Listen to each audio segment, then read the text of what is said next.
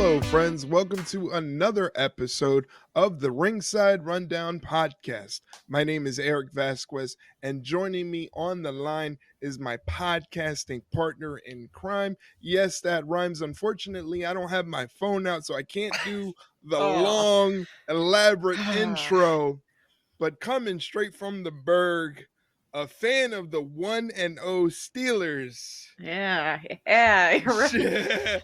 Shay Hickson, I know you were loving that. I mean, yes and no. I'm glad we won, but some offense would have been, helpful. But already with the criticisms. we didn't score a single touchdown. That's not good. That's but true. That's true. I'll Now, take the win. who I vaguely remember anything football. Who started for the Steelers? Was it Russell or was it the other guy? It was Justin Fields. Oh, okay. It was Justin, and they didn't score a single touchdown. No, and what's funny is that they're not starting Russell Wilson next week either against Denver, so there's no revenge game because I guess his calf's still bothering him. So I don't know. It's an injury thing. Yeah, he sprained or whatever his calf muscle during training camp, so it was fine, and then it came back on our last preseason game. So we're kind of back and forth on the whole quarterback thing, but Right. hopefully we'll score some touchdowns because unfortunately it's kind of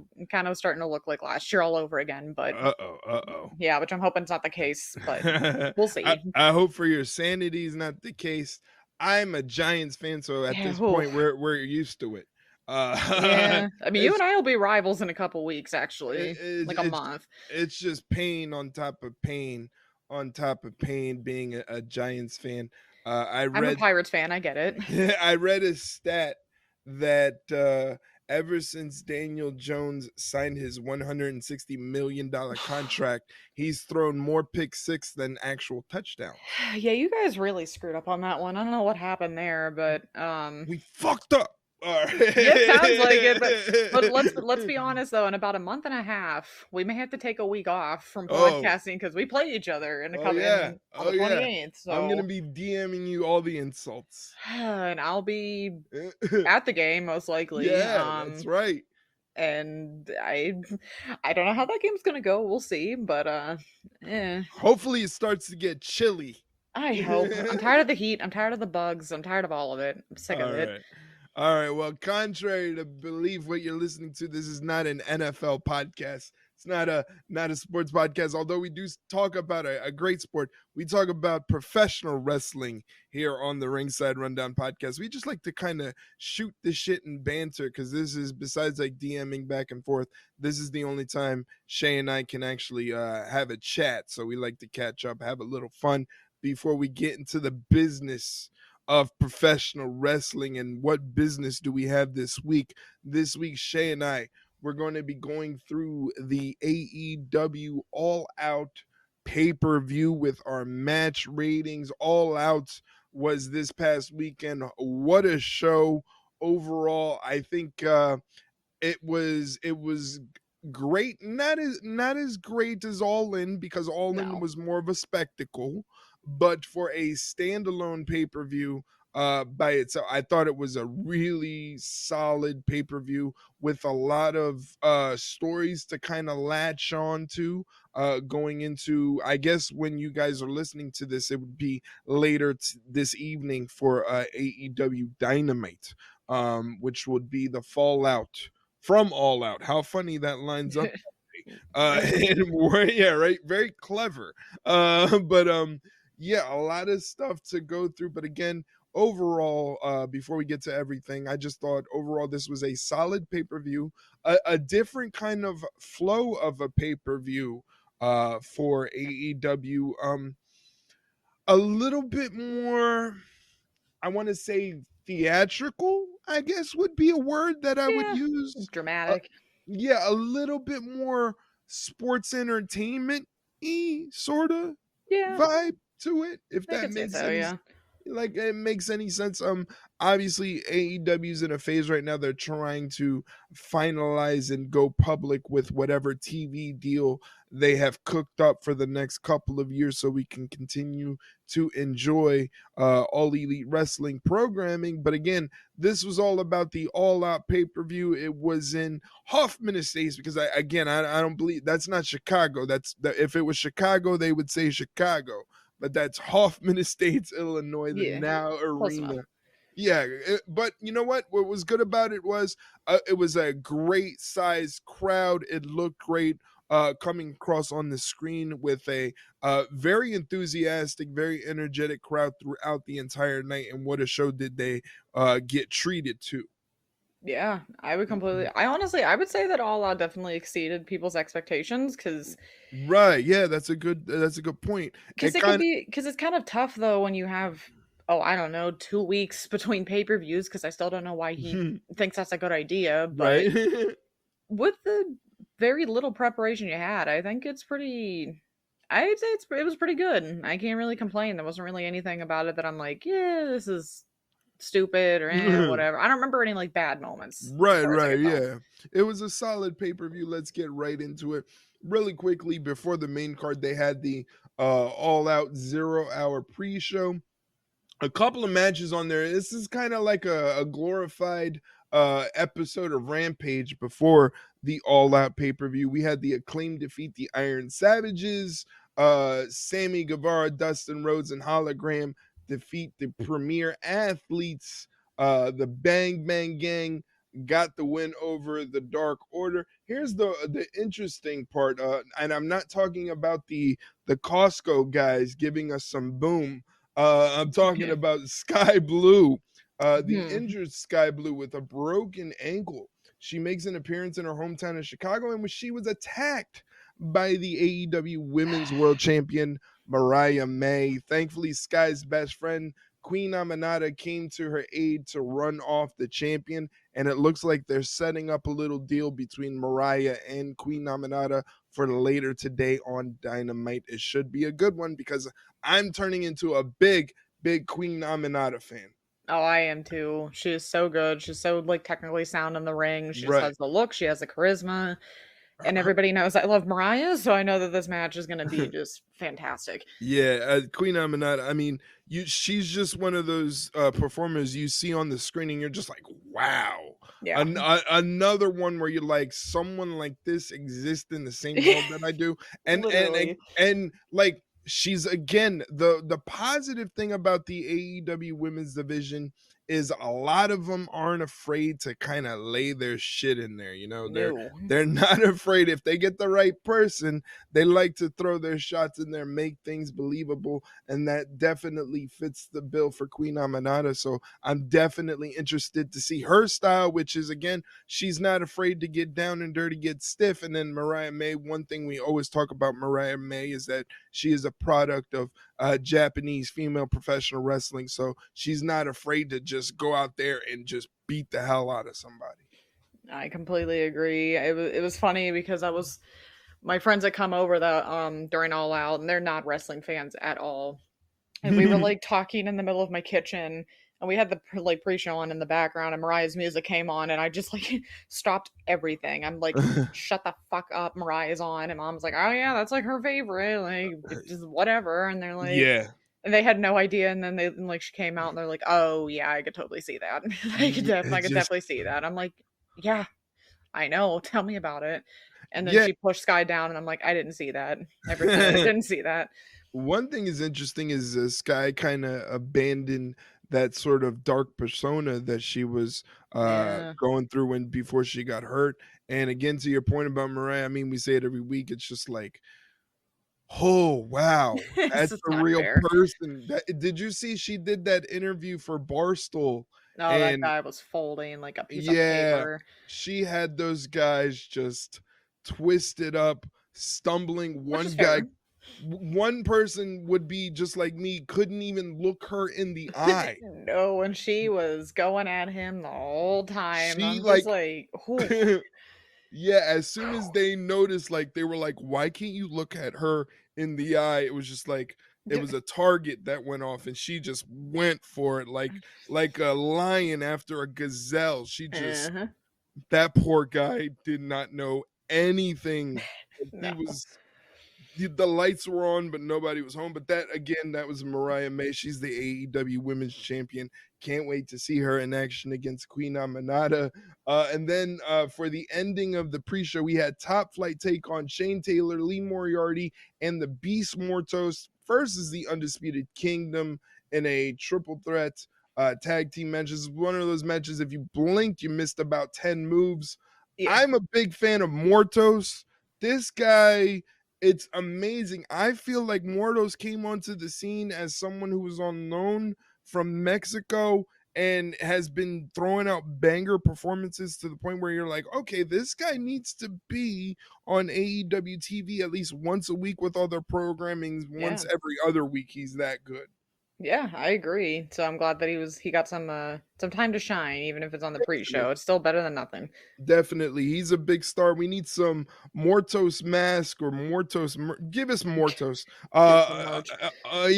Unfortunately, the Undisputed Kingdom squeak out a win, and that leaves Roddy able to yell out people's names. Why doesn't he go yell out his wife's first name, who's just running around just beating people up? I don't get it.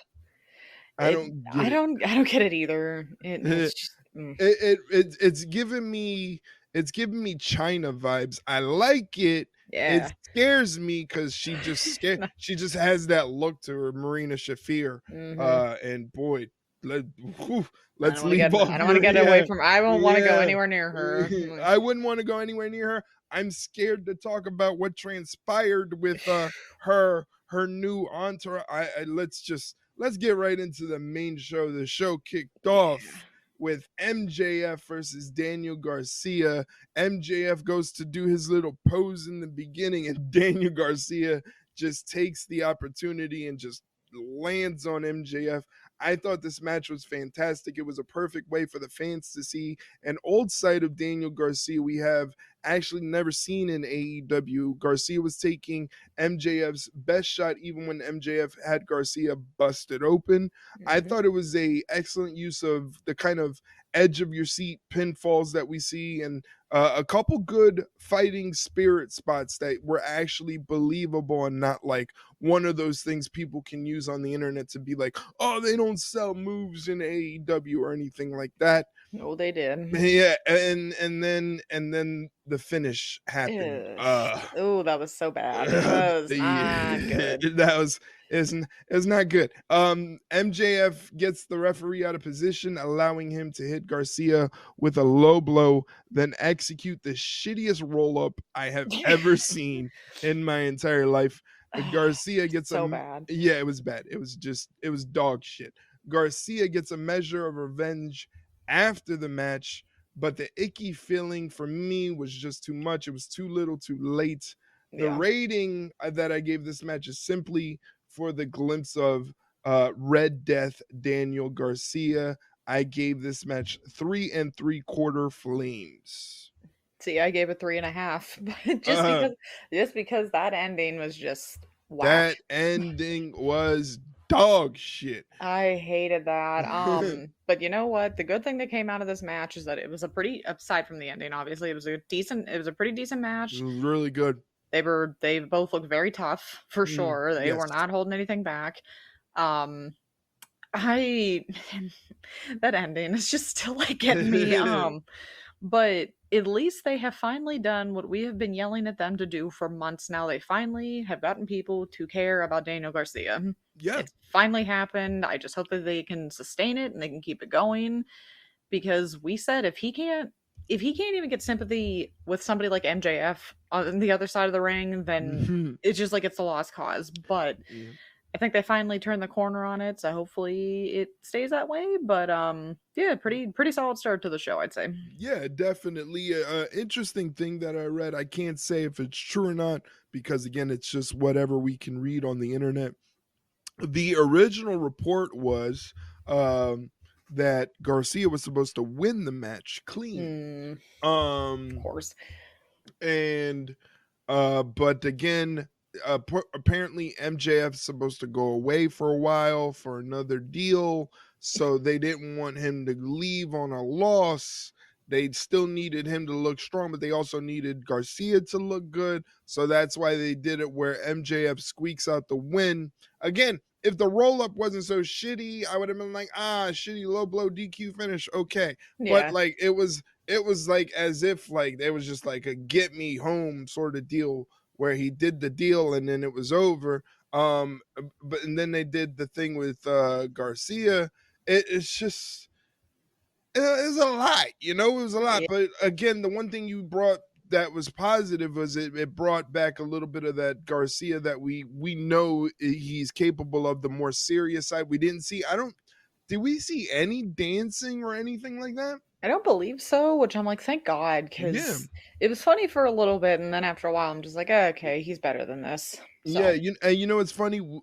Mike was in the Discord. If you're one of our community members, or Twitch subs, or one of our moderators, you would be able to watch the show with me in Discord.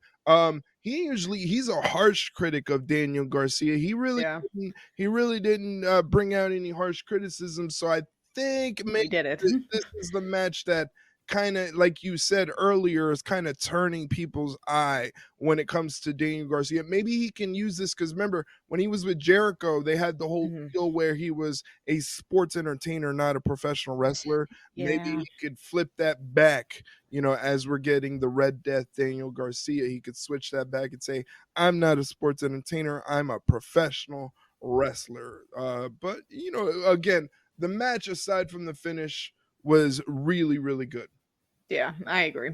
Yes. And then moving on, we had the Young Bucks, Matthew and Nicholas Jackson, defend the tag team titles against Claudio Castagnoli and Wheeler Yuta of the Blackpool Combat Club. Again, this was for the AEW Tag Team Championships. I love this match because for me, it was a chance to relive the feeling of watching the Young Bucks of old. They were quick, Yeah, they were hitting their spots with perfect timing and bumping like the good heels that they are. There was excellent timing on multiple near falls that added to the suspense of the match. Claudio shot Wheeler off the top rope for a splash onto Nicholas Jackson, who got the knees up and then got the roll up on Yuta to get the win and retain the tag team championships. It was a great match, but the only negative that I found was that it was being back to back roll up finishes. Uh, yeah, as we saw in the opener, we got a shitty roll up finish. We got a roll up finish here. So I was just kind of like, that's weird because I feel like any other play, not just saying WWE because everybody's yeah, gonna listen to that and go, oh, he's talking about WWE. I'm saying any other place, they probably, as they were putting the show together, they probably would have thought, hey, if we're gonna go with a roll up finish here and a roll up finish here, let's not put them back to back because yeah, it was almost like blatantly like it was like, oh, another roll-up finish. Like it doesn't cross your mind if you're a wrestling fan because it doesn't happen that often. Because again, when you're booking shows, if you're gonna have multiple roll-up finishes, why put them back to back? yeah, exactly. It's just it was very odd. I feel like my problem is, I guess you're so used to like the Young Bucks having these like chaotic matches that Mm, the fact that this wasn't so chaotic, you're almost just like, okay, this is a little weird. Not saying that it was like made it worse. It was just like a different kind of feeling to it, but it was still a solid match. Again, I think when you're just so preconditioned to this is what we should expect because X, Y, and Z is in this match, and it doesn't happen, kind of just you look at it through a different lens, I guess, in a way. At least for me, I just didn't think it like took away from the match. I don't think uh, it fully improved it, but it also just didn't like tank it for me. So I thought it was a pretty decent match. I gave it a 3 1/4 flames. Interesting. As usual, we're about a quarter off. I gave it 3.5 flames of out of 5. Again, for me, it was great to see like the young bucks of old, that sort of 2014-ish, 2015 Bullet Club young bucks just throwing out a million super kicks and just doing the old young buck stuff that we love. Yeah. Again, it was just I wish for a different finish, not the same finish we had in the last match. But that's just me being critical. Hey, I mean, it's fair. I think it was a silly way to set it up too, but it well, happens. well, next up was a great one. A certified classic indeed. It was Will Ospreay defending the AEW International Championship against Pac. Man, for me, this was exactly what I wanted it to be. It was like Pac and Will were two in the same, looking at each other in the mirror. It was physical. I mean, these two just they beat the hell out of each other. It was move for move, counter for counter, strike for strike, and in the end, it was Ospreay who had just a little bit more in the tank, hitting the Stormbreaker and two hidden blades for the win. Absolutely magnificent.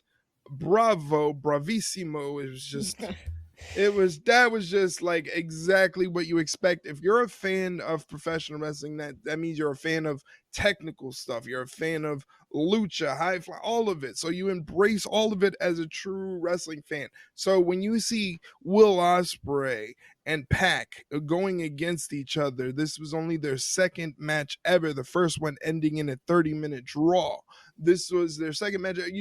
You know you're gonna get some stuff that's gonna make you go, wow, how does the Yeah. human body do that? Literally, it was just like this is one of those matches where you can't even just like do it justice by trying to like recap it. You have to just go back and watch it. Yeah, yeah, yeah, But we are doing our best here where it's just that damn good of a match. The yeah, chemistry with those two is just off the charts. I mean, it was just nonstop from the bell. The crowd was already into it. They didn't even it was like the Omega and Danielson from Grand Slam a couple years ago, where it's like those yeah, two didn't even touch each other, and the fans were already losing their shit. And yeah. understandably so, because people have been wanting to see these two go at it for quite a while. So it had a lot of hype going into that match, but they did not disappoint at all. It was just like near perfect from start to finish. It was great. Again, it was sort of like it was like Flash and Reverse Flash.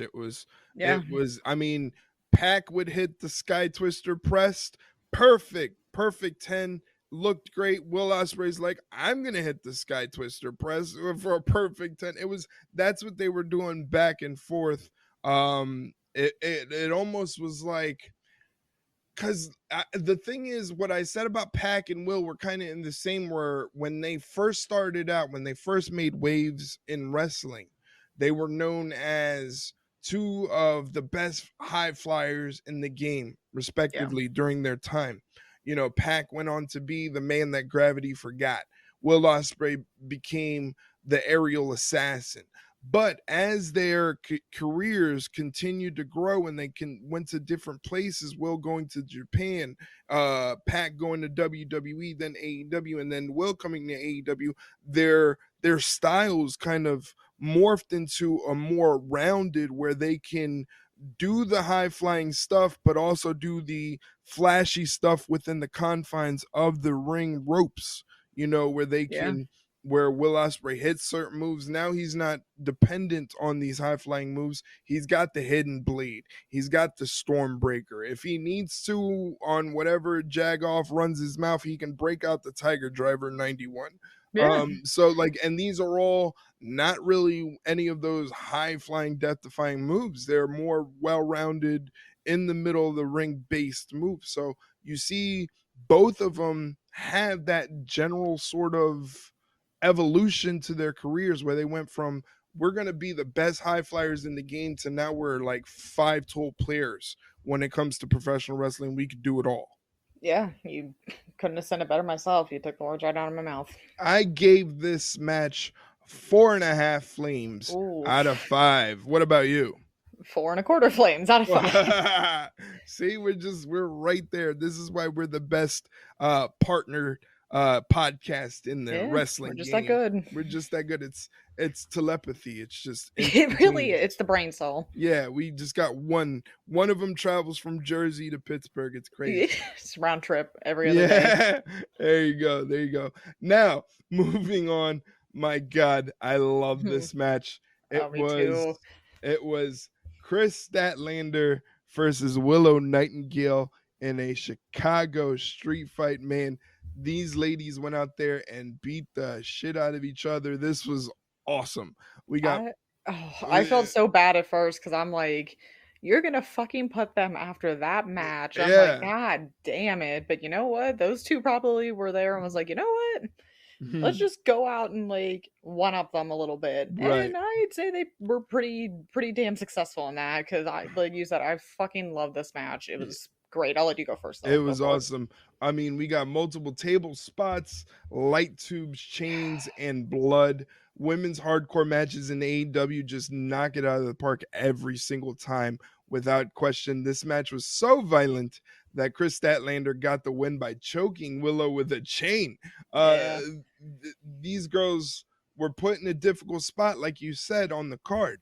They were put in a difficult spot because they had to go after Will Ospreay versus Pac, but they went out there and they brought out a banger. It was beautiful work, a joy to watch two women be able to go out there and say, hey, we can be just as hardcore as the men. I gave this one 4 flames out of 5.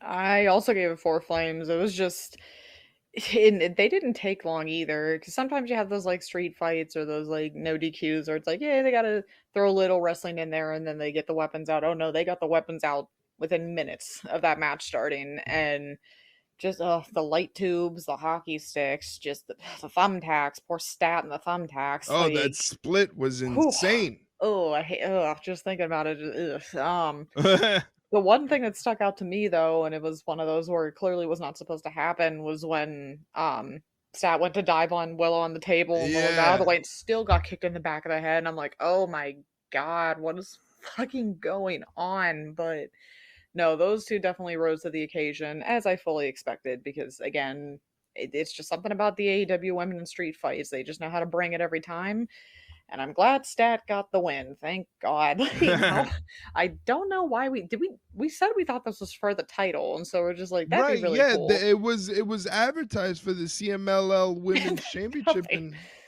nothing. and yeah, I don't know what happened there with that. Justice for Stat. Justice for Stat. She should be the champion right now. This is bullshit. Oh But my whatever. god, yeah, but again, it's just I don't know what it is. It's like I guess the women they know when they're given this the chance to perform in these hardcore matches, to them it's like a challenge. It's because it's almost Yeah. like people are looking for them to not only fail but do something that's like that's not hardcore. You women can't do what the men do when it comes to the hardcore matches. Yeah. And it's just like every single time these women are like we'll just go out there, whether it's Willow Nightingale, Statlander, Sky Blue, Thunder Rosa, Ty Mello, whoever these women are just insane when given the opportunity to go insane, and that's why we love them so much. A beautiful performance and a great representation of how unique the AEW women's division is.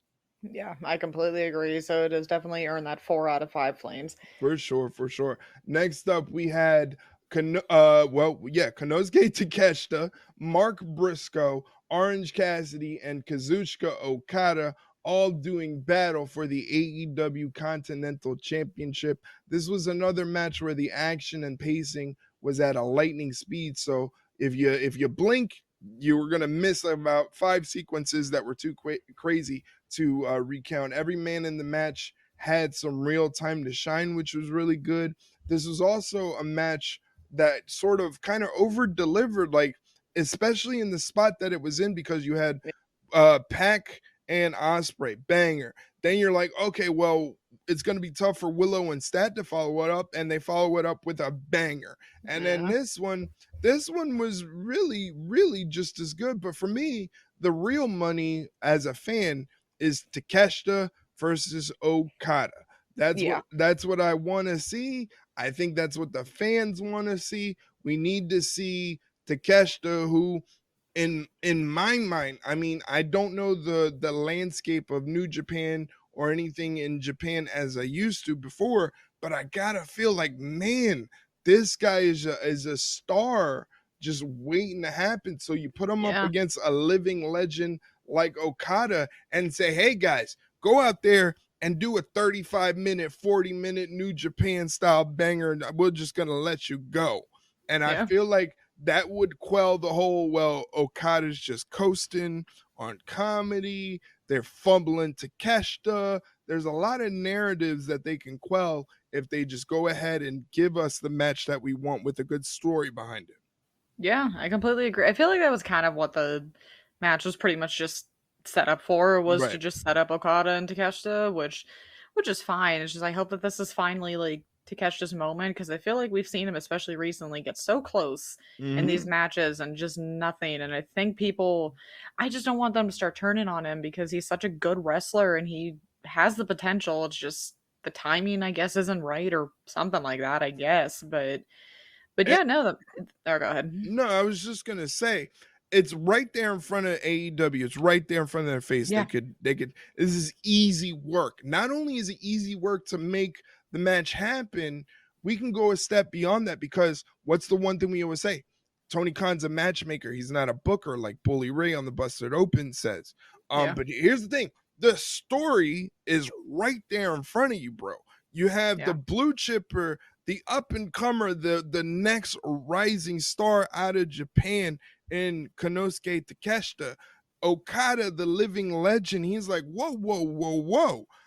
Okay, this Takeshita dude is good, but nobody said I was done holding up the mantle of Japan's greatest to ever live, the living legend that is the Rainmaker, Kazuchika Okada. The story is literally right there in front of your Yep. face. And that's how you build it up. Because again, that's the one thing that's lacking with AEW is that they have this talent that they have this overabundance of talent really, and they can put together these unique matches. But if we just get some storytelling with and I don't mean to sound like one of those drones you read on Twitter. I'm not asking for long complex multiple year bloodline style storylines, just Yeah. something, just a little bit of drama to hook me in besides the physical part. Mhm. You can do that. The ability to do that is there with some time and care. And again, with this Konosuke Takeshita Okada situation, the story is right there. The guy, the up and coming star going up against the living legend. It's just the money's right there. Yeah, it is. Just give us what we want, please. I'm begging you. I feel like we say that often. Like that's our tagline. Give us what we want. Uh, It literally is though, but oh yeah. well. Well, Okada picks the right spot to hit the Rainmaker lariat on Orange Cassidy to get the win and keep his Continental Championship. I thought it was good stuff. I gave it 3 3/4 flames out of 5. I believe I gave it 3 1/4 flames, All so right. All nothing right. new. Nothing new. We're still there. Here's one that was, again, it kind of reminds me now, thinking back, it kind of gives me the same feeling that MJF Daniel Garcia did. And I'm talking about Mercedes Moné defending the TBS championship against Hikaru Shida. And I thought, man, this was such a good match. I was so happy to finally see a good Mercedes Moné match, and that hopefully the discourse surrounding Monet after a pay-per-view would Mhm. be positive. That's what my Yep. hope was watching this match, and then the final stretch happened. Uh, Yeah, that fucking finisher. eh, well, here's how it went down. Sheeta goes for the katana spin kick, and it lands against Monet awkwardly. Sheeta hits a second katana kick that knocks Mercedes' block off. It was beautifully executed. Sheeta then throws a third katana kick, and while it landed, it didn't look as bad as the first. It didn't look Yeah. as good as the second. So Monet barely sold the move. For some Yeah. reason, she rolls out of the ring like she barely sells the move, rolls directly out of the ring really fast. She gets out of the ring to give the illusion that maybe she was using ring smarts and getting some rest. I don't know what was going on there.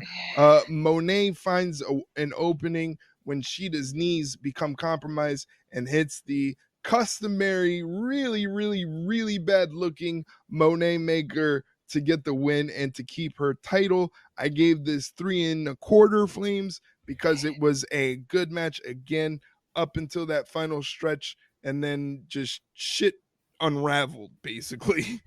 Yeah, I don't know what the hell was happening on that final sequence. Funny enough, I also gave it 3 1/4.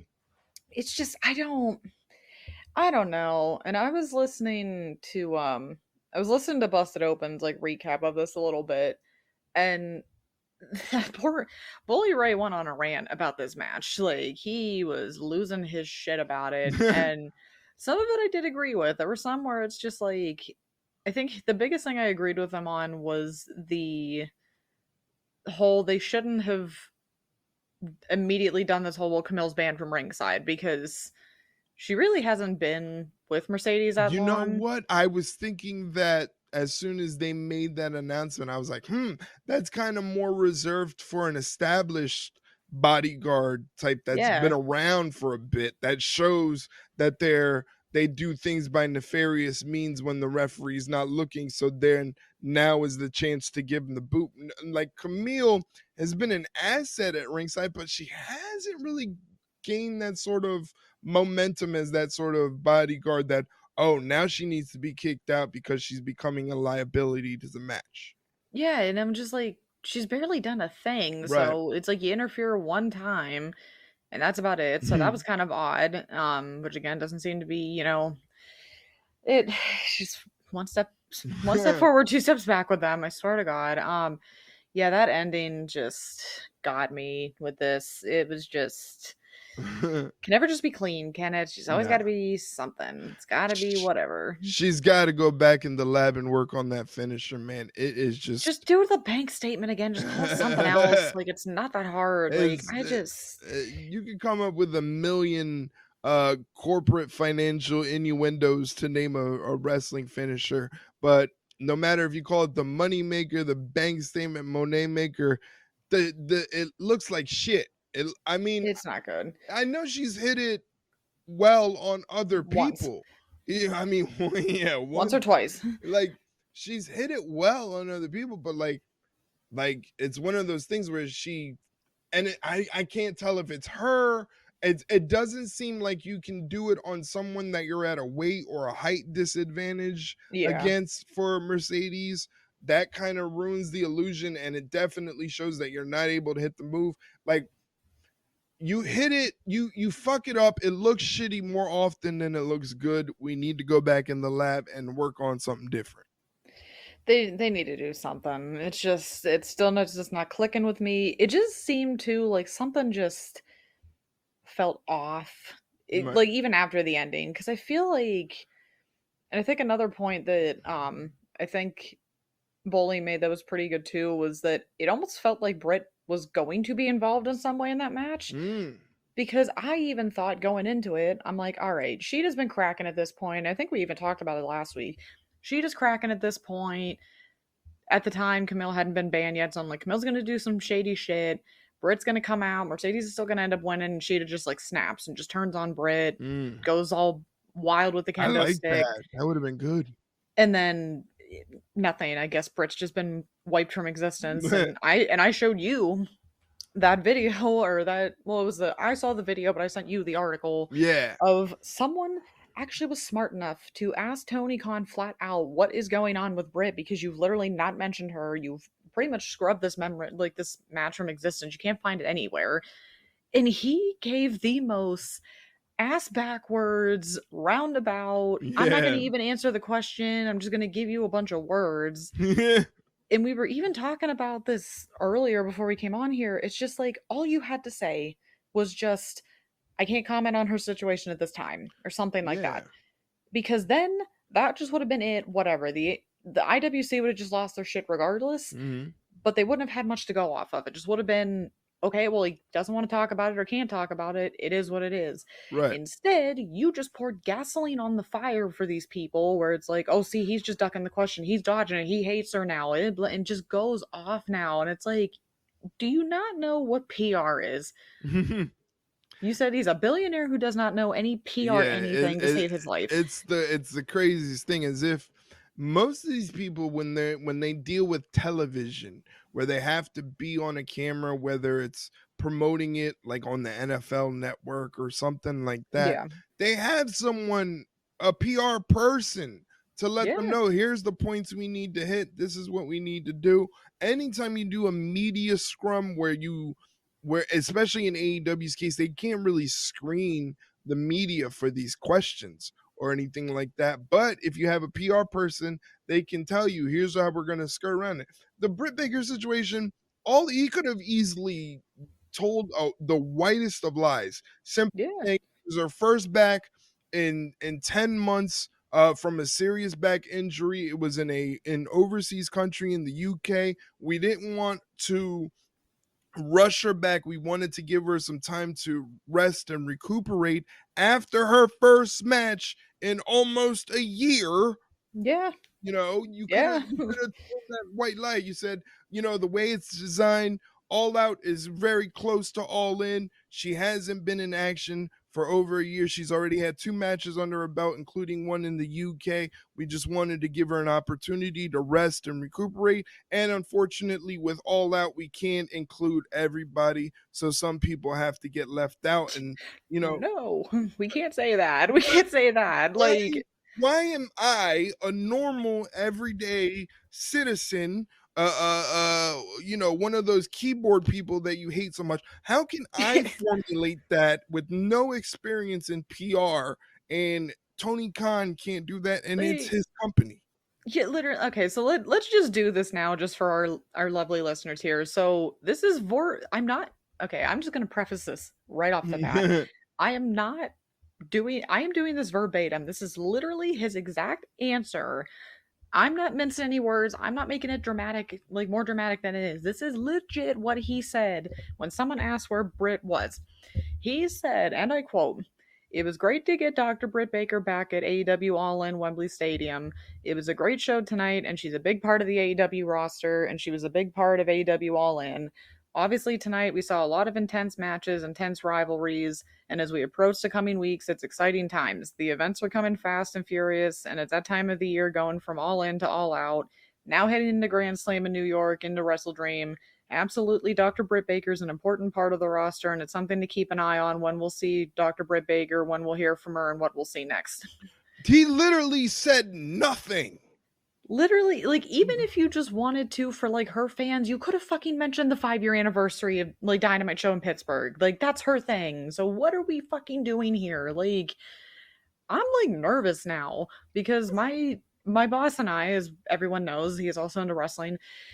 I said, I'm almost worried if she doesn't show up in Pittsburgh, something's horribly wrong.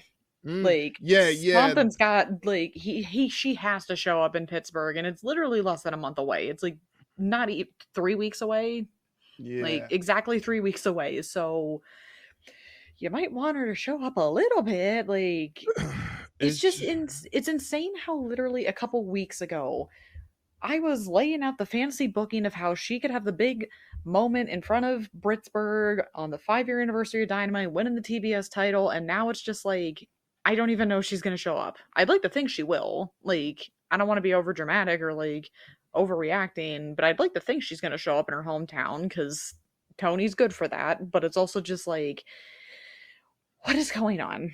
yeah, it's just, again, but that just kind of, it almost like why would he say all of those words and none of those words meant anything?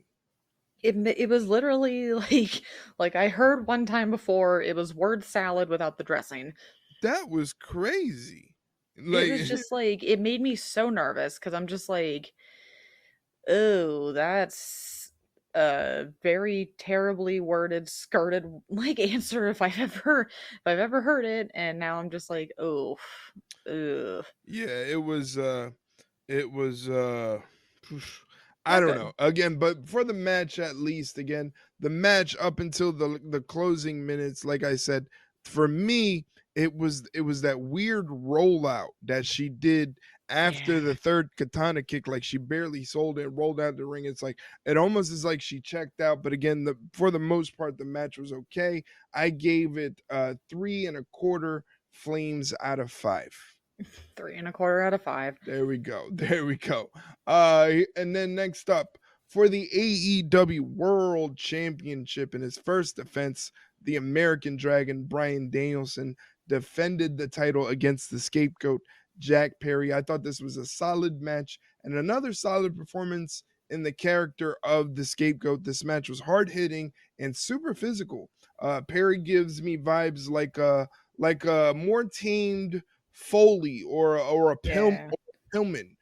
Just an internal psychosis that Perry only exhibits through violence and disregard for safety of his opponents. Nothing too flashy about this one. A good usage of close call pins, but nothing too crazy. Perry threw everything he could at the champion, but the American Dragon has been in battles like this before. Danielson gets the upper hand, and when Perry realizes he has nothing left, Perry leaves himself open for one last Busaiku knee, and Danielson retains the world championship. All the talk about the scapegoat, Jack Perry, the situation at the previous All In, and Yeah. his excursion and coming back, his character change, all of that. I finally feel like it's clicking. We're seeing some depth to him, not only as a performer inside of the ring, but outside of the ring to get the idea of what the scapegoat is, to get that over in the eyes of the fans, normal brain fans, because Jack Perry is forever going to have not necessarily a black cloud over him by the name of CM Punk, but he's always going to Yeah. have that thing where certain fans are gonna, it's Jack Perry. He's so soft. He's not as hard as everybody else says he is. The Yeah. let's wipe the muck off the guy, okay? He's Yeah. doing his job. He's Yeah. he's pretty good at it. What are your thoughts? I would agree. I mean, yeah, the shit last year happened and it's over and done with, but I think he's done more than enough to like bounce back from that. And this whole scapegoat is definitely turning out well for him, I think. I still love that TNT title design, like, but that's kind of more my aesthetic, so I'm just biased. Mhm. But yeah, he's coming into his own and he was in a very odd position, but again, not in a bad way, where it was like he was being his cocky self during this match, but also you could tell like the typical like, oh, he's a kind of a not like a rookie per se, but he's kind of in over his head a little bit. Right. But it still worked. It still worked very well. It didn't seem like okay, yeah, he's just like he's being a little too much, trying a little too hard. It worked really well. Mhm. And yeah, it was a pretty decent match. I mean, we knew Danielson wasn't losing here. That's just like a given, but it was one of those where even though you already knew how the match was going to end, it was still very very fun match. I can't really complain. But the ending after the Mhm. match was I Yeah. don't think most people are talking about the match. They're talking about what happened after, Yeah, which I got that feeling as well, same as you. Just really quickly, I give the match three and a half flames out of five. Three and a three and a half. half, Three and a half. three and What a about? half, Oh, you're three and a three and a half. half. We're lockstep. We're in together. Now Yeah. here's what you were talking about. After the match, the rest of the Blackpool Combat Club come out to celebrate with Danielson after his victory. When suddenly Claudio hits Brian with a European uppercut, sending Brian to the mat in shock. Then out of nowhere, Moxley puts a plastic bag over the head of Danielson, not allowing him Word. to breathe. Marina Shafir, who we talked about earlier, enters the ring to scare everyone, while Pac, and probably the one out of all the things that we saw towards the end of All Out with the main event and everything, for me, the lasting image is going to be Wheeler Yuta watching his mentor being basically executed Yeah. by Moxley, who showed no emotion whatsoever, not anger, not rage, not intensity. It was almost as if he was running on autopilot, like he was off, but he was still literally choking Danielson with this plastic bag. And again, the image of Wheeler Yuta struggling to try to get to his mentor to save him, and Pac not allowing it to happen. It's almost like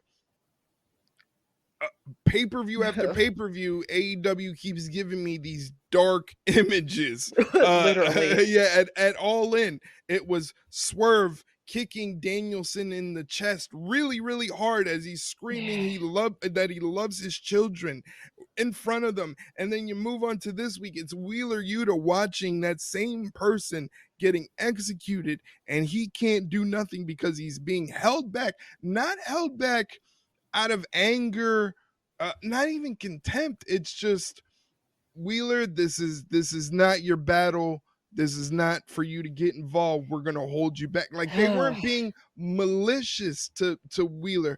That's the thing that was crazy. And Yeah. I don't know if you saw. I posted a tweet earlier because before All Out, I watched the Collision episode from Friday, and they had that crazy BCC versus the Elite main event. Here's the thing: when Danielson came out, he fist bumped everybody and he gave Pac like a little pat on the back, like, "All right, let's go get him," sort of thing, like "Hoorah!" And Pac shot him this look of just like, "Motherfucker, Mm-hmm. who are you?" If you go back, I watched that and I was like, I don't like the way he looked at him like that. Like, something gave me Yeah. an uneasy feeling, and then I forgot about it up until all of this happened, where they take out Danielson. To me, again, Wheeler Yuta had no idea this was going to happen. Did we just watch an attempted murder on pay-per-view before the actual attempted murder in the main event? Yeah, we saw several. Yeah, it was just, oh damn. Again, it's almost just like you don't even remember the match because that's the one thing you remember about that was an actual like, like murder on Yeah. my pay-per-view. But yeah, I'm very interested to see um how this goes and what the reasoning was because of it, because like you said, there was no contempt, there was no like emotion or anything. It was just like, yeah, we got to do this, and there you Right. go. Yeah. Yeah. It just seems like it Yeah, was something that they were like, yeah, we got to do this. Like, it was no rhyme or reason to it. It's not like yeah. he's a weak link I'm or wondering any. if maybe they did it because it's like you stopped caring about BCC, you only started caring about yourself. Maybe like I mean, kind of take it like a selfish way. that's the thing. I mean, like we said, if you're listening to this, then Dynamite is happening. If you're listening to it as it comes out on Wednesday, it's happening later on this evening. So they're going to have a segment where Moxley and the rest of them elaborate on why they attacked Danielson. But again, without that elaboration, before, because we're recording beforehand, we struggle to figure out exactly why. That's the only thing that can come to mind. Like you said, maybe they feel some sort of way because Danielson went to pursue the world championship, had this classic of a match, and BCC kind of didn't get any rub from that. But No. here's the thing with that logic. It's like, well, a member of the BCC is the world champion. Yeah. Not only that, but Claudio and Wheeler aren't they they're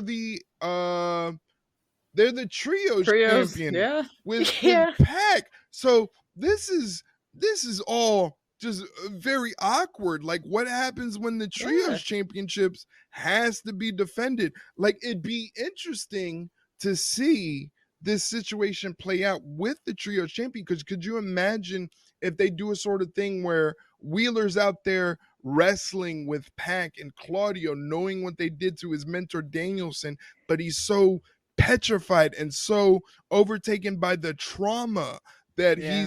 he's too afraid to do anything else. It's almost like he's wrestling against his will as a member of the BCC. What a Mm. story that would be for Wheeler.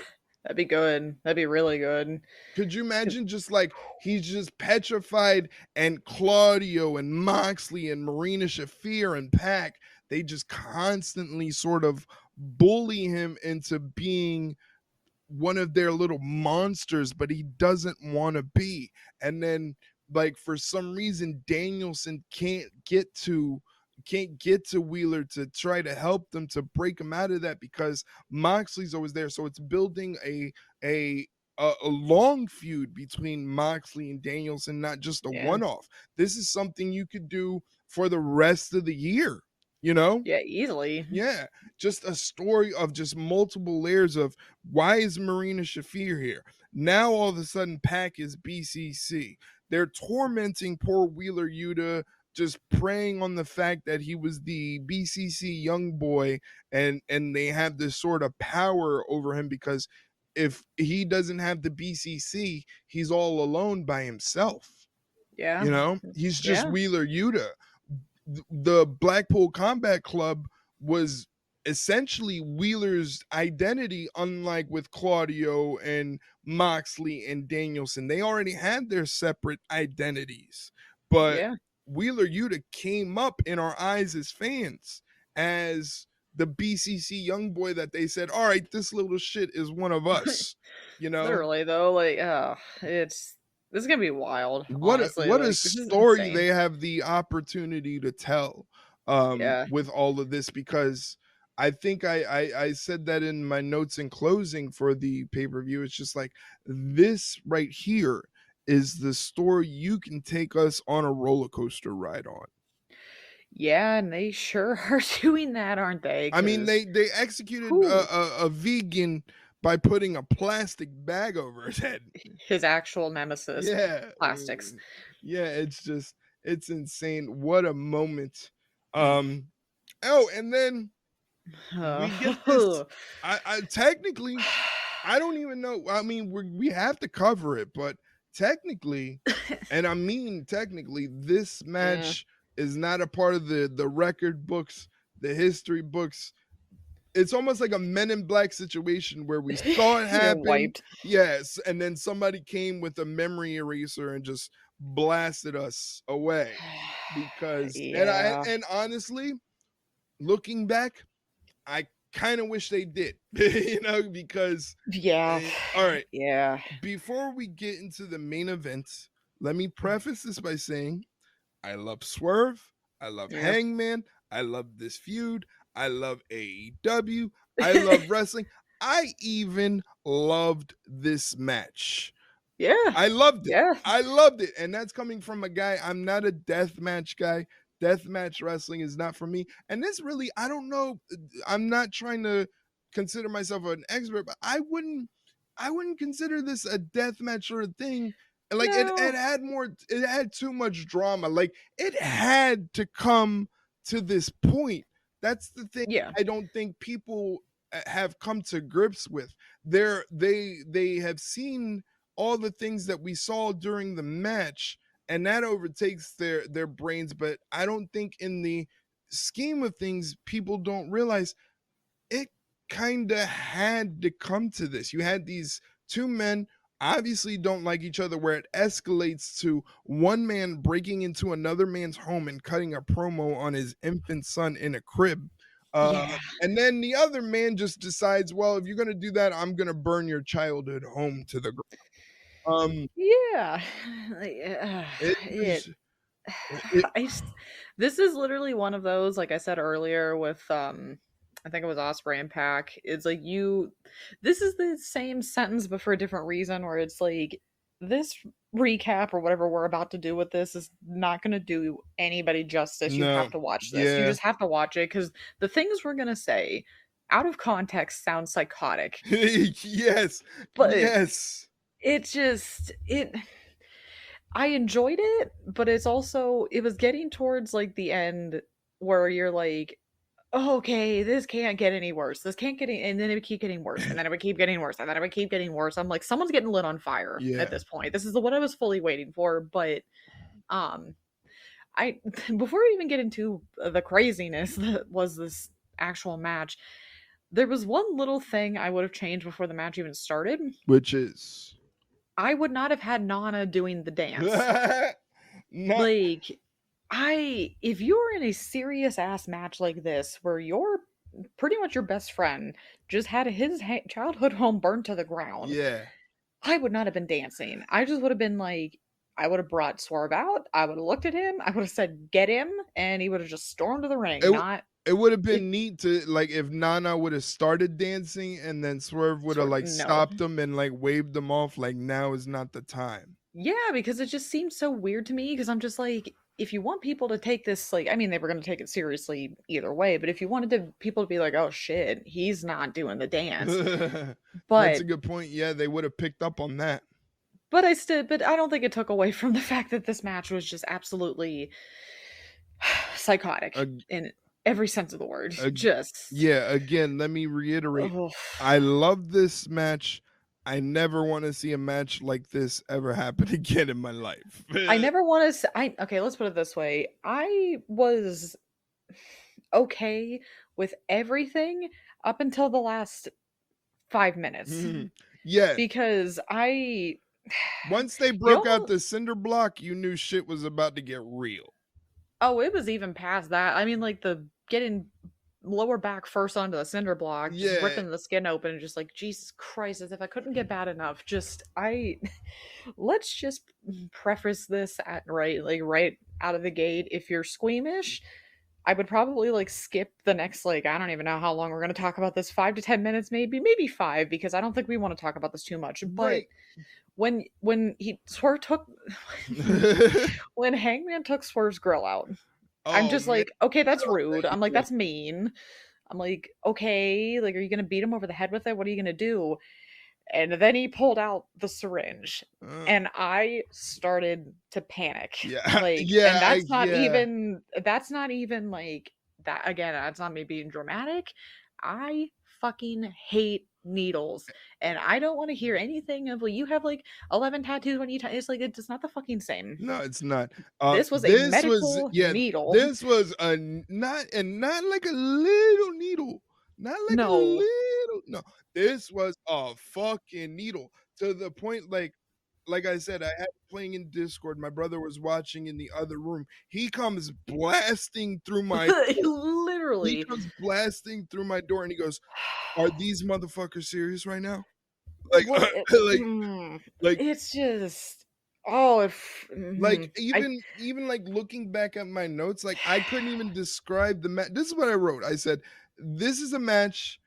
This is a match I never want to see attempted or duplicated ever again in my life. This was beyond violence in the art of hatred. This was yeah. downright vile. There was no reason for this, any of this. How did a hypodermic needle become an afterthought in 3 seconds?" And that's because they did Oh, the needle spot, and then you're like, oh, fuck, that's a hypodermic needle. And then literally 3 seconds later, Hangman cracks Swerve over the head with one of the nastiest chair shots. It oh. was probably nastier than what Sean Spears did to Cody on that. It was so bad that the camera didn't even actually show They, it. yeah, you had to see it on like fan cam footage, and it was.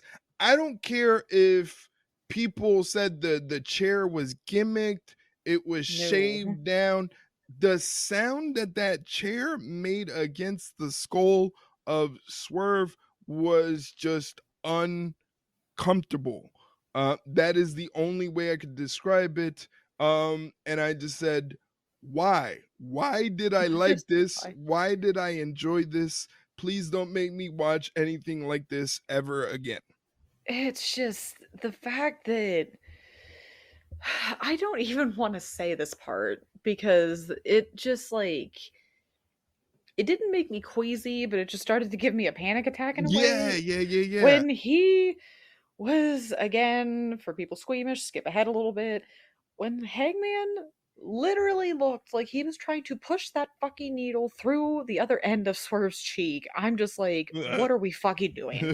What are we fucking doing? And that wasn't even like joking. That was like, why are we doing this? And then to just kill him with the steel chair, I'm just like, Jesus Christ. And it was just so bad that the very ending, like after the match is over and Hangman's like up on the stage and you see him turn around. And I didn't catch this at first. I noticed it when I kept seeing it all over like Twitter the next day. You see Hangman kind of like start to walk back and you Right. hear everybody screaming like, "Oh my god, stop. No, like it's over." Like people were screaming bloody murder. Like it was a horror movie. Yeah, it was. And at first, I'm just like, okay, good. Like, someone stop him before he actually legitimately kills this guy. But then, when I looked at it again, I noticed I think Hangman was starting to feel remorseful for the shit he was doing, and when he started walking back, when people started screaming, that's when I think it like hit him that, oh, I've become the monster. Right. And then that's when you saw like the lip quivering, he looked like he was about to cry, and I'm just like, ooh, this is some cinema, not gonna lie. This is a little cinema. So it's gonna be very easy or very interesting to see how he goes about this. Is he gonna like fully embrace the monster? Is he going to try and pretend like nothing ever happened and he's going to like realize that people don't want to be around him like before, just in a different way? But uh it was just Yeah, it I don't was. really know what you could say other than I hope Swerve takes a very nice vacation for a little bit cuz God knows he's earned it cuz Christ, I was hoping he was going to win though. I'm a little mad that he didn't, but it makes sense. But uh I Yeah. just And then you just have to watch it to believe it. Like no matter what we tell you, it's not as like it's worse watching it. Like you just have to watch it to believe it. Like it just again, taking anything we say out of context is just terrible, but just watching it still probably won't even do it justice, but you have to watch it a couple times, but I don't even think you're going to want to watch it a couple yeah, times because once is enough. once they went to, because here's the thing. I remember, like I said, I've been saying all night, we were watching in the Discord, and our friend Mike was in there. And when they broke out the cinder block and they had the first move in the cinder block, Yeah. Mike was in the chat and he goes, "That wasn't a gimmick cinder block." He would know. Yeah, like he was like, because you all expect when he drops a full grown man on it, it's gonna Mhm. disintegrate. You Nope. know, it didn't even budge. No, no, it cut up his back so bad though. Oh, Like, oh, oh, it was oh just, God, oh, the oh skin, God, the skin. oh, it was just. I gave the match. I don't know why I gave the match a rating. I gave it a 4.5 out of 5. And I forgot who it Yeah, was. Somebody asked, "Well, what do they do next? Where do they go from here?" And I said, "To hell," because yeah, literally. this is like there's no coming back from this. As a viewer, as Hangman, as Swerve, you can't come back for this. Is mind altering things. We have to see a different Swerve. We have to see a different Hangman. It for them to come back and not necessarily act like everything is okay, they have to show that this moment in time of their careers has profoundly changed the trajectory of their life. You know, we Yeah, have to see that to believe what the fuck we just saw.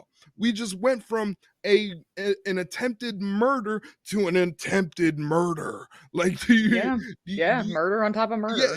do you understand? That's the only way we can explain the severity of it. We literally went from holy crap, that's crazy, they're doing a mock execution on a wrestling pay-per-view, to holy crap, he's trying to shove a syringe through another man's cheek. Again, this Oh, is not a normal oh. syringe. This was at least a 10-inch syringe that he couldn't get through his cheek. He was forcing it through and he still Ugh. couldn't get it through. Do you understand what we had to witness? As someone who just had a root canal, I had PTSD. I had PTSD so bad. That's probably why I hated it more than I mean, I was gonna hate it no matter what because it's just It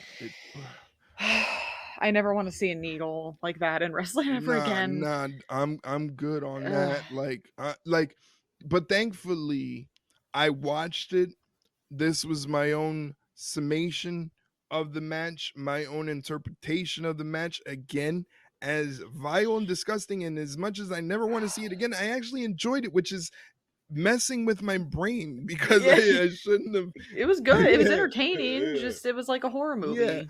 But Like, again, I'm glad I stayed away for the most part from whatever the discourse was online because I knew it had to yeah. be insufferable. You know? Oh yeah, you knew people were gonna say it was too far, and Yeah, it's yeah. just this is that, and this isn't even wrestling anymore. And Like it's just as like, if we didn't see the Undertaker try to hang the Big Boss Man during yeah, WrestleMania of all shows. Like yeah, he hung him from a noose. We saw We saw Kyantai try to chop off another man's genitalia. Now, in hindsight, I wish they would have succeeded. But Yeah. but it's like the the the lines have always been blurred in professional wrestling because that's the only way professional wrestling works. Even Yeah. in 2024, they have to blur the lines. The ultimate objective has to be okay, we know wrestling is predetermined, air quotes, but Yeah. that felt Ugh. like it had some reality to it. Not only that, but if you're gonna end the show that way, I have to know what's gonna be next. Yeah. So it's just like the disc. Oh, this is too. Again, it's just it's people doing it for the sake of engagement, grifting, whatever you want to call it. uh they're going to battle. It's like we write at dawn for these three letters that don't even know who the Literally. hell we are. No Yeah. matter what side of the argument you're on, it's just like, just enjoy the fucking wrestling. And if you don't enjoy it, don't watch it. But if you choose not to watch it, I don't care because I'm still gonna watch it.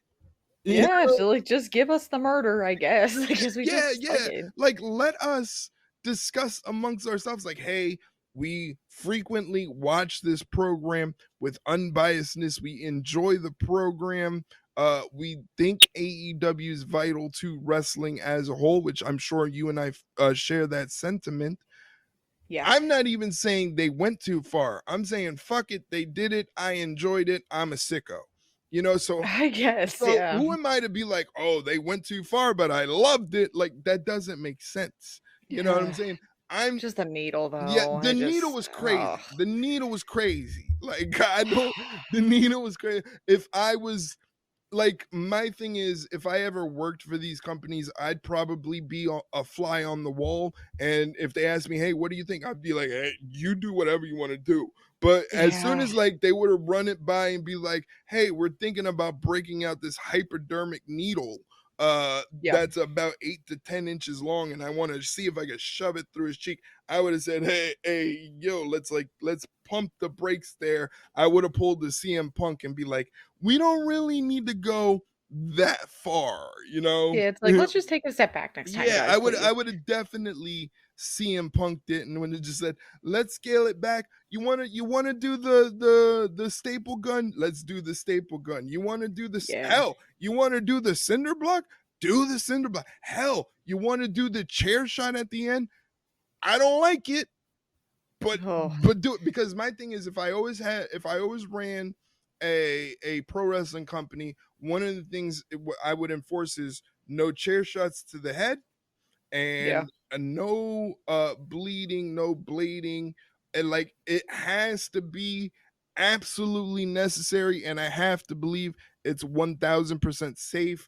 The only way it happens is if it happens by accident. I don't want any blading or anything like that. But even Yeah. I would have said, you guys are the professionals, do what you feel is necessary. The needle thing maybe would have been a step too far, because again, like I said on Twitter, my thing is, I'm not in a position to tell professionals how to do their jobs. Like, I think I said that to someone on TikTok, because I posted a TikTok where Ishii took a brain buster on the apron, and Yeah. someone was like, oh, that's not safe, and I'm like, who am I to tell a professional and a Japanese wrestling legend who's Yeah. done way worse things than this, what is safe and what is not safe?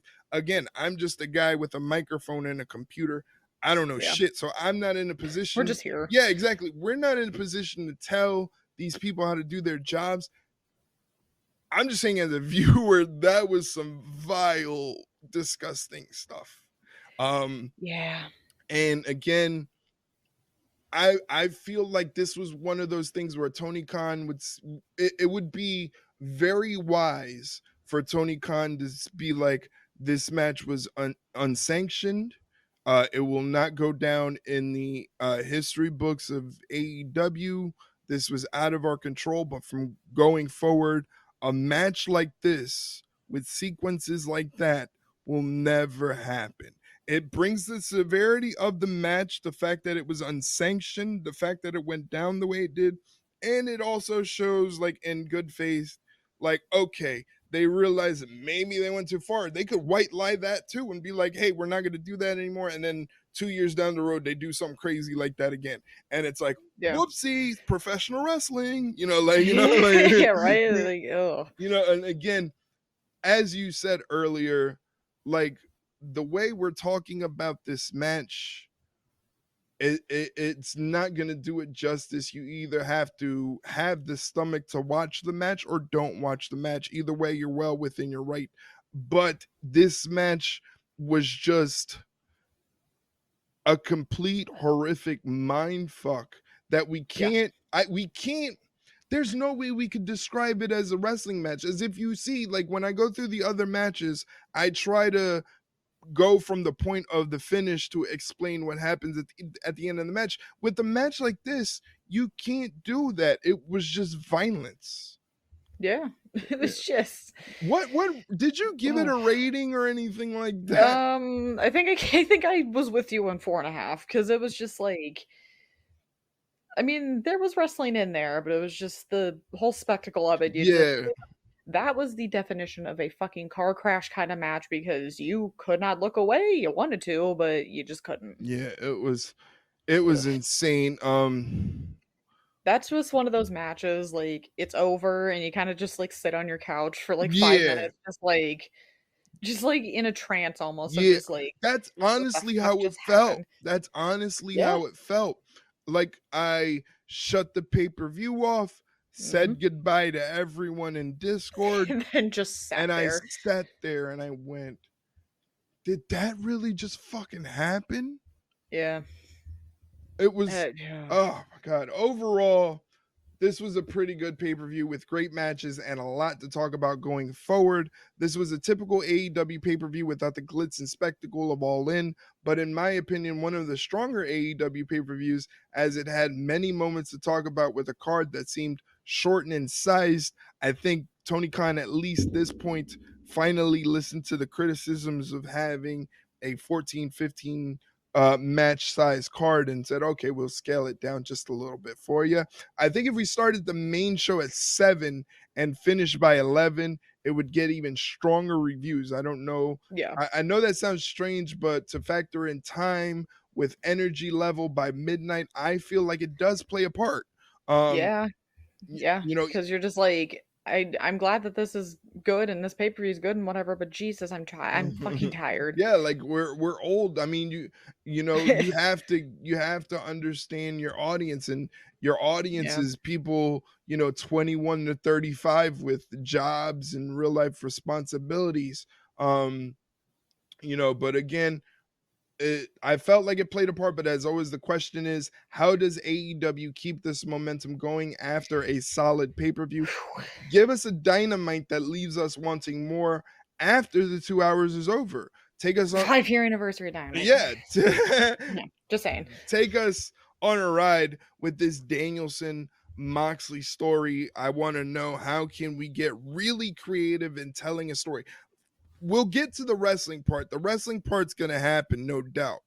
I Yeah. want to see how you can get creative in telling me a story. I know Mhm. that's a dirty word when you're trying to compare it to, when you bring it into AEW context, because everybody's like, "Oh, well, you're just trying to WWE it." No, they can tell some really really dark stuff. Again, the mental manipulation of Wheeler Yuta as a man who was mentored by Brian Danielson, saw his mentor get taken out by the rest of his brothers. Not only that, he's still champion with two of those people.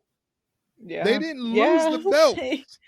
No, they're still They're there. still there. So as evil as it would sound, I would love to see a mental manipulation story Oh, with so rude. yeah, with Wheeler Yuta just breaking him down from the moment he saw what happened to Danielson, just slowly, week by week, whether it's Dynamite, Collision, Rampage, just little by little break him down mentally to where Mhm. we either see him snap and become completely submissive, or snap and just go on a rampage and show us, oh shit, like the Wheeler Yuta we thought we knew isn't there. He's evolved. Yeah. He's a man of his own. Overall, again, I gave this pay-per-view 3 3/4 flames out of 5. I also gave it 3 3/4 flames out of 5. There you go. Of I course. mean, what's left for us to do? Good night, people. Take care. All right, bye. you know, um, again, it was a great pay-per-view. I love to see what AEW is going to do later on today for AEW Dynamite. Hopefully, Yeah. like they can again. You think of when you say AEW and stories, it's automatically if you're an AEW person, you're like, oh, blah. And then if you're anti AEW, you're like, oh, blah. And again, let me say, when I say storylines in AEW, I'm not looking for 4-year bloodline type stories where multiple layers. Just give me some sort of drama besides the actual wrestling match, and I'm in. I'm in. Yeah, exactly. That's it. I just need a little bit of logical drama that doesn't involve wrestling moves to make me go, oh, that's why I want to see these two people fight. Once you give me that, Exactly. I'm in. I'm a simple man. I'm not going to break you down. I'm not looking for Emmy level, Oscar level performances. Just do what you do as a wrestler, but just give me Yeah. some acting. Give me some creativity. That's all I want. Yeah, give us the drama. We want the We drama. want the drama indeed because the drama helps our podcast here sound pretty good when we talk about it to our loyal listeners. And just to let you know, this podcast is available on any podcast platform you can think of, whether it's Apple, whether it's iHeartRadio, Amazon Music, uh, good pods. Basically, wherever you listen to podcasts, it should be there. If it's not there, hit us up on social media. We will give you a link on that platform that you use on a silver platter. But the caveat is you have to give us back the silver platter because we only have one and it's very expensive. Yeah, it's one of one. You please don't One of one. please don't mess with it. Please, I'm trying to see if maybe in a couple years I could pawn it off, get some get some more money, but we need to build up the value. So give it back to us. Please. Like I said, it's available on all podcast platforms. We're available on social media, whether it's Twitter, Instagram, Facebook. You can follow us at Ringside Rundown. Again, it's at Ringside Rundown on Twitter, Instagram, and Facebook. We're also on YouTube where you can get full episodes, highlights of the podcast, and all the short form content on YouTube at Ringside Run Pod. We're also on TikTok where I don't do any funny dances. I just chop up highlights of the streams that I do on Twitch. On TikTok, ringside_rundown, and Twitch. Yes, I said Twitch. I do Yeah. live watch along streams for all WWE and AEW TV programming and some PLEs often. You can find me there on Twitch, twitch.tv/ringside rundown. Man, Twitch has been going crazy.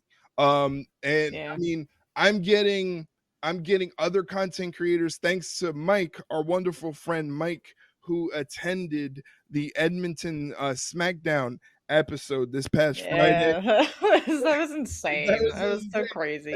It was crazy because he posted in the Discord like his seats, and I'm like, dude, that's front row. I'm Yeah. definitely gonna see you on TV. And he's like, I know, right? And the next thing you know, It's the side. I'm doing the Twitch stream thing. Oh, la di, here comes the bloodline, and I'm just like, wait, am I Like, seeing? Like, wait. I'm rubbing my eyes, and I'm like, holy shit. And it's our logo on this big ass sign that says follow Ringside Rundown with arrows in the front row multiple times. I had people hitting me up. Yeah. There were people that made like TikToks and just like watching the show, and then they're like, oh, that's Ringside Rundown, go follow Ringside, like on other people's stuff. That's crazy. That's just insane to me. It's Like, just like, dude, our logo was on front row on SmackDown, like, and Mike, you're yeah, crazy, but thank you so much. yeah, it was insane. Again, to have other content creators like inbox me, and then like today, I was watching somebody else's stream, and they were like, "Yeah, we saw your logo on SmackDown," and they live all the way out in the UK, and I'm just like, He was like, "Wait, holy, what? I'm like, holy Moses, what is happening right now? Why do people know that we exist?" Yeah. Like, that's the thing. Like, I know we joked about it a long, long time ago that, "Oh, yeah, well, we could never, like, get egos or anything because we can never, like, believe that people actually listen to us." But no, that's the actual honest to God truth where I'm just like, people actually listen to us and actually wanna hear what we have to say. It's just It's it's never gonna not be insane It to it me, like yeah, it's just nuts, like, I go into other people's stream, and they're like, "Oh, I see the way you're running things in Discord, and I see the way you're running things on stream, and you need to keep going because you're different." I had somebody in Twitch, like, they hop in the chat, and they're like, you called the wrestling better than Michael Cole," and I said, "Whoa." oh, I you're was like, like, "Alright, hold on." I was like, "Pump the brakes. My head can't get any bigger. Yeah, Watch what you say to me." Like, like I don't believe that one bit, but I do try to bring something different where I feel like I'm in the commentator's desk right next to Michael Cole calling the action. And that's why I have to do it because I can't do dead air. I feel awkward yeah. if I'm not. I don't care if it's one person watching me, two people. The numbers have been going crazy, but I'm just saying, like, even if it was one person, I can't be the type to just sit there and just like, "Oh, that was cool. That was nice." Like, I Yeah. try to bring something different to the table, and that's why you need to come along with us on this ride with the Ringside Rundown. We've been doing this since June of 2021. That's just And now oh, that's now insane. things are starting to pick up, but this is to all those people out there that are trying to maybe do something in content, make something creative, maybe they want to do something in the wrestling space, fucking do it. Now is the Yeah, time go to do for it. it. If you have you have to have the passion to do it. You have to understand that you're gonna have a lot of nights where you're not gonna go to sleep at a reasonable Yeah. time. A lot of Oof. caffeine's gonna be consumed, a lot of headaches trying to figure out, how do I edit this? Why isn't this taking off? Why did this flop? You just gotta do it. You just You just gotta gotta go with you it. just gotta do it because now we got friends of ours showing us love on WWE TV. We got other people from other walks of life recognizing what you and I do, Shay, and it's just insane. And it all you have to Oh, do it. yeah, you just gotta do You, it, Shia LaBeouf, just do it. just do it, Just do it. you just gotta go You for it, and it's not like as and it's like, if we didn't enjoy this would have ended, like, a very long time ago, Oh, like, we for would've just been sure. like, "Alright, yeah, it was fun for a little bit, but now, like, I don't wanna do this anymore." It's like, no, the reason we keep going is because we keep wanting to, and because we want people keep wanting us to, and we most importantly keep wanting to, because it's our thing now. I feel like if we wouldn't do it, it would almost just be like, "Oh, what am I supposed to do now Right, on, like, a yeah, Tuesday night?" Like, and sleep, like like, it's crazy because we didn't know each other before we started the podcast. Our first no. our first interaction was like a DM, like, "Okay, we can do it here. Well, let's do it for this time." And our first time really talking to each other was the very first episode that we Yeah. recorded as a podcast. Here we are, episode 131, uh, 3 years later, It just just still the doing stars just had to the stars had to align at that it. point because it could have went Yeah. horribly wrong from the beginning. Like, if we didn't click, we were fucked at that point. Like, I feel like once we were just like, "Oh, you like Malachi Black? Oh, so do I. Oh, you like Ruby Soho? Yeah, me too. Oh, you have tattoos? Great, we're fine." Like, Yeah. that's it. That's all we needed. Yeah. Like, just Yeah, and now, like, I have you, your mom, your family, you guys feel like family of mine. yeah, Just same here. I couldn't I yeah, it's like, it would be weird not to have you in my like, it would just be weird to even think about. It's just like, what do Yeah, you mean? Like, like it's just like, that's I'd like to stick around. yeah, that's Like, how bonded we are, and because of all these things that are happening where we're now really starting to grow, um it kind of keeps our fire going. Like, I don't feel burnout in doing this or no. anything. I want to keep going. I enjoy doing this. I enjoy getting people's feedback. I enjoy the community that we're having that keeps growing in numbers. Everything is just insane in the best way possible. The only downside is, like, yesterday was the first time I turned my TV on in like 3 weeks. And I went to bed before 3 a.m. Oh, Jesus, Yeah. that's 2.5 hours before I have to get up for And like work. other Like, people are like, you need to slow man, down. And it's just one of those things where for the longest time I knew wrestling, something in wrestling media was my passion. I was just too scared to put myself out there in the way that I've been doing so to help grow the brand of the Ringside Rundown.